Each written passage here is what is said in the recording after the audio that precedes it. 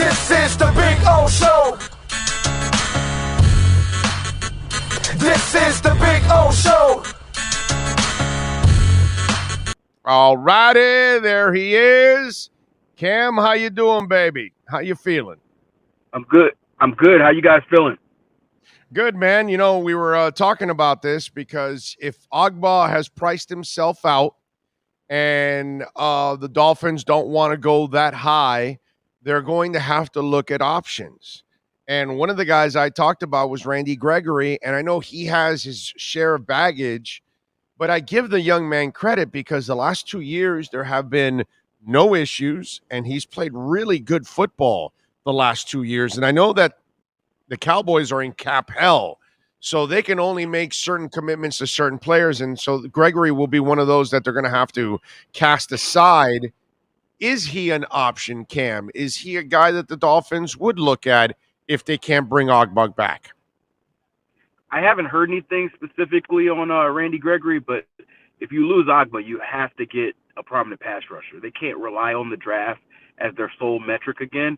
I talked about it a little bit on the show maybe a couple weeks ago, but they ran more man coverage snaps than any other team, and they want to do just as much, if not more, next year. You can't play that much man coverage without pass rush. So you've got Jalen Phillips, you've got Van Ginkel, both of whom have shown flashes, but you need a consistent guy, whether it's Agba, whether it's someone else. So the problem with the free agent market is you always have to overpay these guys a little bit, which is why, you're talking about Agba maybe overpricing himself. Well, if you have a $10 or $12 million value on Agba, just know free agency is going to put a 25% premium. So you're asking for 15, 16 at that point. So all of that comes into conversation. I would be a little bit hesitant with a guy like Randy just because of the city and the area, but I hear you. He seems like he's turned his life around. I don't know him personally, but, we've seen over the last couple of years the Dolphins maybe failing, bringing in some of those low reward, high risk, or high reward, high risk guys. Yeah, no, that's what. So if they can't get Agba, who would be another option you think, Cham? Are you hearing of anybody in free agency that could be an option? Yeah, I thought there would definitely be in Harold Landry's category if he would hit the market, but the Titans ended up getting that done before. I think it's going to be interesting to see what type of pass rusher Josh Boyer likes. I haven't heard any specifics. I know Brian Flores had a certain type. He wanted bigger rushers. If you were under 250 pounds, you didn't really work in what Brian Flores was looking for as far as a true edge rusher. So that would have eliminated a guy like a Hassan Reddick. Now, if Josh Boyer's here and he has a different criteria, does a guy like Hassan Reddick come back on your board? Or do you still look for a bigger guy? I mean, a guy like Von Miller, too. He's a guy who's bigger. Who's smaller. Or do you go for the bigger edge rushers like a Chandler Jones, someone of that ilk? The issue they're going to have is for the edge rush market, it seems like you're either spending a lot of money or you're taking unproven guys. So are they going to be able to have the capital to spend at edge rusher after what we're expecting them to spend on offensive line, what we're expecting them to spend at the receiver position? Is there a defensive end that you've heard of that might be kind of like an Agba-like, a guy that maybe didn't live up to his draft status in his first contract and but still has that ability and might be a little under the radar guy? Is there any of those kind of options out there that you've heard? Not specific to the Dolphins, but I know there is a pass rusher out of Atlanta. I'm blanking on his name. He's an African pass rusher. He's a guy who came under the radar. He was a guy who was situational for them, but I heard a lot of buzz about him in Indy overall as a guy who might be able to push, and become a starter. So that's sort of what you need. The Agba situation was different because he was coming off injury. He was a well-known prospect. He was a first-round pick, but he hadn't really stayed healthy. So as far as the health prospect, I just keep an eye over this next week. A lot of times teams are cutting those players at this point. Those veterans who have been injured for a while, have talent, but haven't really proven it. Those are the guys that I could definitely see the Dolphins jumping on. All right, good stuff there. Cham Wolfe joining us, of course, here on the KSDT Miami Dolphins report as we take our look around the NFL and the Miami Dolphins. By the way, what a move by the Chargers, dude. Holy crap, to get Khalil Mack now and to go with Boza. Yep. Man, that's nasty, dude. Man. I tweeted it yesterday. I'm curious your thoughts. it seems like the all-in trade market is the new wave. Before it was built through the draft, but Rams, dude. we're seeing the Rams. The Rams went all in on that market. You've seen what the Broncos are doing with Russell Wilson. Whether it's quarterback or whether it's pass rusher or receiver, one of those key positions, you're seeing teams who think they're close say essentially what Les Snead said: "F them picks," and we're gonna go all in on vet. So I'm interested to see how many teams take upon that wave. You can only really do that if you think you're close enough. I don't know if I'm all in on the trade market from the Dolphins yet, who haven't made the playoffs, in 4 or 5 years. But if you're a team, who's been on the brink, the Titans, the team I cover, that would be a team that I would say, hey, go all in on any trades you can get. By the way, somebody's putting that his name is Foy Olukun from Atlanta, That's the linebacker. Yep. That's him? Yep. That's him? Yep. Okay. Exactly. Yep. All right. He's a guy who's been a situational pass rusher for him. And he's definitely very talented. He's a guy who I could see, a guy who may be under market as far as like the pass rush market. You may be able to get him for relatively cheap, but if you get him for a 2 or 3 year deal, maybe he outperforms like Agba did, and you get that sort of production. All right. So if Cam Wolfe had to put 2 top tier free agents that Miami will sign to make their team better, who would it be? Who would you gamble on? Who would be those 2 top tier free agents that they will spend big money on to improve? So are you saying what I would do or what I think they will do? What you think they will do? So I think they'll definitely make a splash for at least 1 and ideally 2 offensive linemen.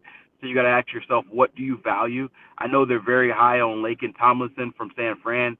That would be a guy who, probably going to make double-digit $1 million. He just made the Pro Bowl last year, but he's not going to break the bank like a guy like Armstead will.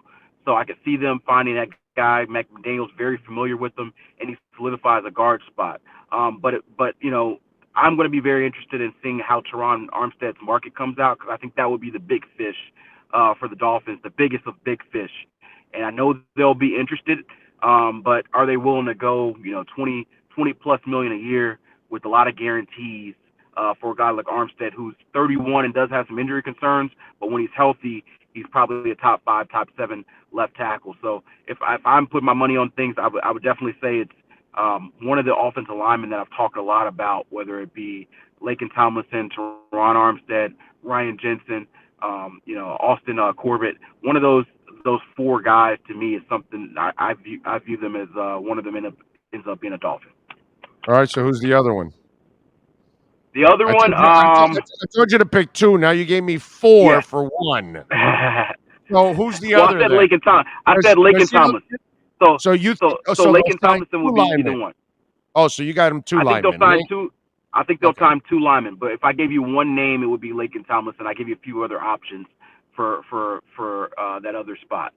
But as far as another guy, I could really see the Dolphins going after Cordero Patterson. He makes a lot of sense for them, for that running back returner position. From what I understand, he's pricing himself out a little bit in Atlanta. It's going to be interesting to see how much resources the Dolphins want to spend at that running back position. That's been a place of frustration for us for a while. They just don't want to put the resources there, but he's not going to be a guy I think that's going to make $10 million a year. He's going to be probably somewhere in the $5 to $7 million a year range. And to me, that's worth bringing him in and still drafting a running back and having that as your new zone scheme running game. So that would probably be my second guy. All right, good stuff there. When we look at X, I know they said all the right things, but it wasn't really a commitment. So does X get a deal done here, or does he get traded? Because, we just talked to Omar, and he thinks there's still a chance that Byron Jones gets traded. I just don't believe there's any chance that Byron Jones gets traded. I think it's X the guy. If you're really going after JC, then you're trading X. So I ask you, does X get a contract, or does he get traded? I think that X gets a new contract, and he's a Dolphin in 2022.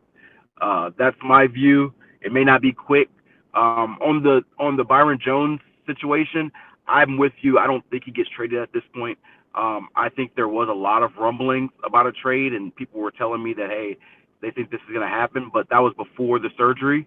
And that's a situation where his contract's already fully guaranteed. So you're going to ask a team to pick up $14.5 million guaranteed on a guy who is coming off of Achilles cleanup surgery. So, and a guy who hasn't had a lot of production. So I'm not sure they would get anything of value. If anything, they would just be dumping the contract and maybe even have to eat a pick or give up a pick to get off of it. So I think that you're looking at a situation where it'll be Xavier Howard on a new contract and Byron Jones back for 2022. I heard the J.C. Jackson stuff, but there's no way they bring all three of those corners on the room, and I still think they do get something done with X. One thing that's interesting is that X and his team are not in a rush. They kind of want to see how this cornerback market plays out. If J.C. Jackson ends up getting a big deal, guess what ends up being their new target to beat? So I think all of that's going to be a part of this. Cam, somebody wants me to ask you about Alvin Cook, if there's any truth of him being available. He is a terrific player, but one thing I don't like about Alvin Cook, he's really injury prone. I would be very afraid to commit to a guy like that long term, but they're asking, obviously, a local guy. So Alvin Cook, is he available? I was just about to say Miami guy. I do think for the right price, Alvin Cook would be available. It's a new head coach and GM there. Kwesi Adolfo-Mensah, he's a very big analytic guy. And if you know anything about analytics, they don't like running backs. They don't like paying big money to running backs. So I think that's a guy, especially because they have Alexander Madison, who's played well as his replacement, still there. I could definitely see Alvin Cook being available in the trade market if somebody's willing to give up a premium pick, but then you're paying a running back and you're giving up the draft pick. So I think Alvin Cook's a top 5 running back, but like you said, injury concerns, it's already a position with a short shelf life. So unless the Vikings are giving him away, I don't know if that I would be in that market. Yeah, I'm with you there. Okay, so before I let you go, let's wrap up on the running back position. What happens here from free agency into the draft? What are your thoughts on what's going to happen to Duke, to Lindsey?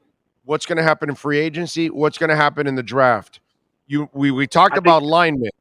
They got to do something at running back, right, Cam? They've got to get a running game going. So how does it get revitalized? In what area? I do think they sign a back in free agency, maybe not a top tier back, but a guy like a Cordell Patterson, like I mentioned. Maybe they take a flyer on a Raheem Mostert, who his agent just put out a statement saying he's going to be healthy for the start of the year. He's a guy who knows that zone scheme well.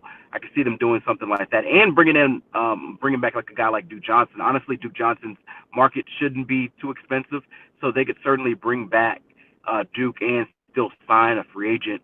And I ultimately think they end up drafting some sort of running back, not day one, probably not in the second round either, but somewhere 3rd or 4th, right? Yeah. Day 2 or early day 3, I could see them drafting the back. And San Fran's always had like a rotation system, so I'm expecting 3 or 4 backs and not necessarily one marquee back.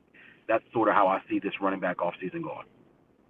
I'm with you there. Follow him on Twitter at Cameron Wolfe. And, of course, you can catch him twice a week here doing his thing with the KSDT, CPA, Miami Dolphins, and Pro Football Reports. Cam, have a great weekend, my friend.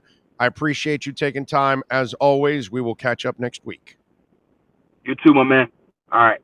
See you. Thank you, my friend. There you go, the great Cameron Wolfe. That's right. We're unleashing the Wolf Pack.